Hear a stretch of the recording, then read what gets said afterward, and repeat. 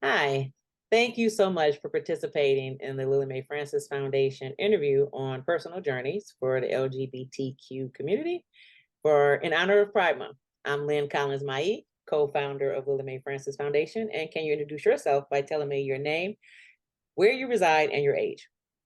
Yes, I'm Destiny. I'm 23 years old and I reside in North Carolina.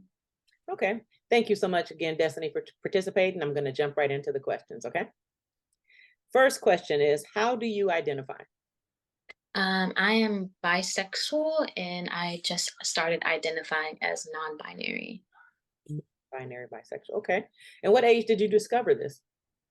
I discovered I was about bisexual at I really accepted it when I was 18 in college. I kind of figured my whole life, but I kind of denied it. Non-binary is something new that I started this year towards the pandemic. Okay. And have you come out to your family? And if so, what age and how did they respond? I came out to my family when I about being bisexual, about 18, 19. They responded fine. They were just kind of mad that at the way I came out. It wasn't personal enough for them. Um, Being non-binary, I just came out to my mom like a few days ago about it. Haven't really come out to anybody else about that. So, can you explain? You said they weren't happy with the way that you came out and it wasn't personal enough. What does that mean? How did you come out? I said it on Facebook, and my family was upset that I didn't tell them first before telling Facebook. Okay, so you shared it on Facebook as a Facebook post, opposed to actually sitting down with the family and sharing it. So that's Yeah. kind of a way of letting everybody know, right? Okay. Are you out at work? And if so, what is that experience like? I currently have a new job and it starts on Monday, so I'm not out yet. I'm pretty sure I would just like say it and not really care however they feel. I work at a disabled and autistic summer camp. So I'm pretty sure like they're pretty open on everything. So I think I'd only bring it up if it like came into conversation. But I don't see it coming in a conversation because we got other people to focus on right now. Right. Okay, but absolutely you would if it was relevant to the conversation. Yeah. Okay. All right. What impact, if any, did this process of discovery play on your mental health? Um I guess it didn't play too much on my mental health, the bisexual part, because a lot of people in my family are a part of the community. So I've kind of seen it growing up. I guess it was this inner self of acceptance that kind of made me sad, not accepting myself. I also had fear of like not being accepted because there is some people in my family and who are like hardcore Christians, and so sometimes it would get like anxious. And there's still some family members I don't really tell or talk to a lot because they have like their own opinion or they kind of downplay my sexuality. So that kind of hurts a little bit because I still feel, even though like they know I'm bisexual, because I'm bisexual and I have a kid, they think that I'm still like not bisexual really. I'm just kind of like greedy, as I would be called sometimes. And that hurts and that kind of messes with my mental, makes me a little sad and unaccepted and not believed. Mhm. Um, but that's just like some internal things that I work through. Okay. Well, I'm glad to hear that you're working through them. I think that the thought of, for bisexual people, I think the thought of being greedy is a big thought, right? I think that people, or the denial that you stated about your family, because it's like people expect for somebody to choose one or the other. And that's not necessarily the case, obviously, right? And so I think that everybody has to live their own truths, but I understand that reaction in terms of knowing that that happens, right? That people are in denial, that they think bisexual people are greedy. And I just think that the more knowledge that people have and the learnings that and the understanding can get better, right? Because people don't know what they don't know, right? Okay. Do you think there are enough programs for children and teens to assist with this topic? Absolutely not. They avoid it a lot in schools. They avoided it. They like completely dismiss it in church. Growing up in church, there was a lot of other females who were also gay, but only like the teenagers knew about it, and it was a very hush to the parents. And even telling the parents would be like, even now, I still refuse to tell like any friends that I know, like their parents, or talk about their sexuality in front of the parents. And so, kind of rambled, but I don't think I think safe space for teenagers are missing in homes, schools, everywhere in society. I think the only safe space could be the internet, really, for um, kids in the community. And that's sad, right? Mhm.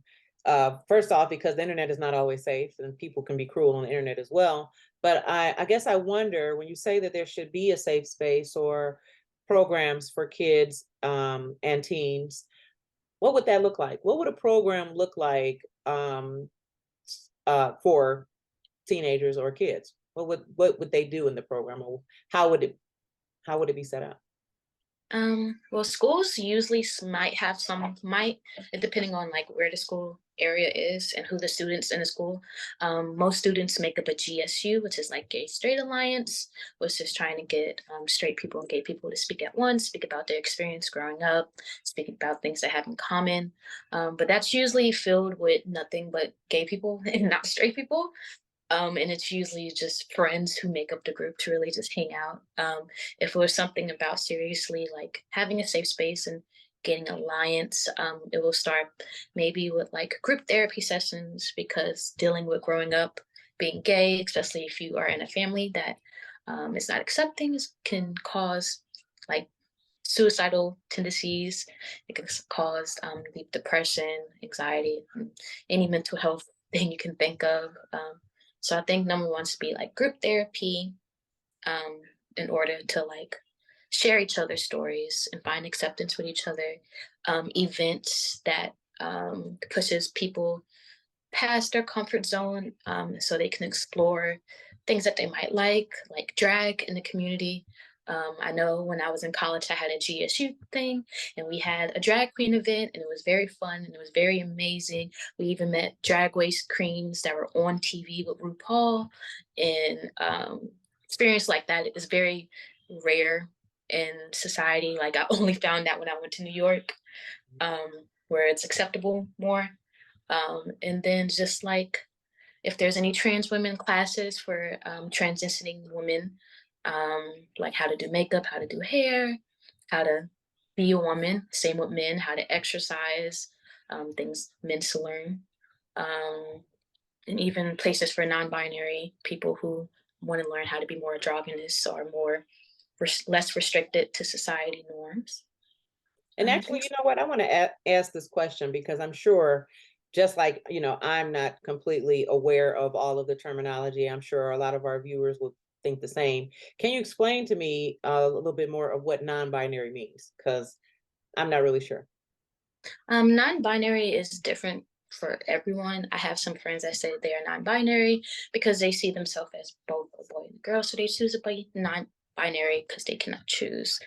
For me and myself, and maybe some other friends, they don't want to be restricted to the social norms of any gender, or they have some things that they don't like about themselves, like their breast or like their uterus or something that they might want to cover up, to be less womanly, but they don't have the urge to be like full on a man.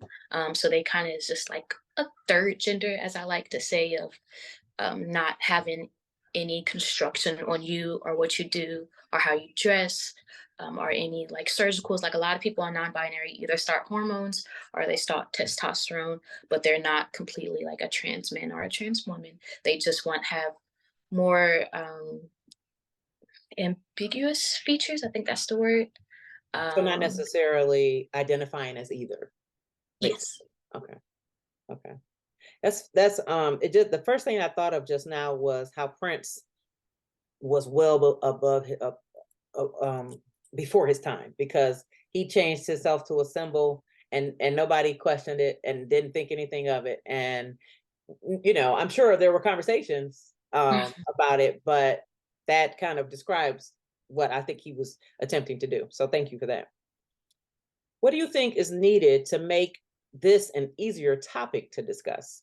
not, not just parents and children, but people in general just don't talk about it, right? Kind of pretend like it doesn't exist unless we have to talk about it. So what do you think would make it easier to be a topic of discussion?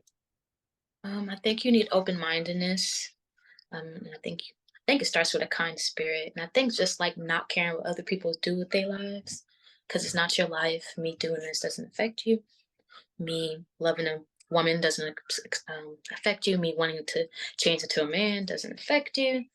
So if you really start to realize like what this person does in their own personal life and what they do to make themselves happy and to love themselves should not affect me to the point where I like want to burn down a car or something. Um, so yeah, I think open mindedness, acceptance, and then minding your own business. Like the top three things. Okay, I love that answer actually. Okay.